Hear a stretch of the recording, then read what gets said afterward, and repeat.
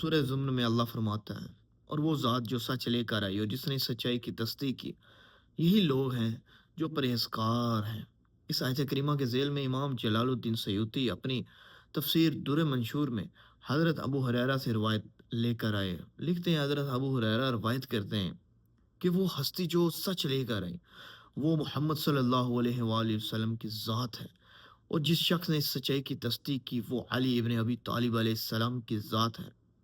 اس آیت اور حدیث سے یہ بات بالکل واضح ہو چکی ہے کہ آقا کی نبوت اور رسالت کی سب سے پہلے تصدیق کرنے والی ذات مولا علی علیہ السلام ہے، سب سے افضل ہے، یعنی بعد از خدا بزرگ۔ قصہ مختصر یہ ہے کہ بعد از مصطفیٰ افضل کائنات علی المرتضیٰ ہے۔ حضرت ابو ذر غفاری سے روایت ہے، آپ کہتے ہیں کہ رسول اللہ نے حضرت علی المرتضیٰ سے ارشاد فرمایا کہ تم پہلے شخص ہو جو مجھ پر ایمان لائے اور میری تصدیق کی۔ اللہم صلی علی محمد وآل محمد۔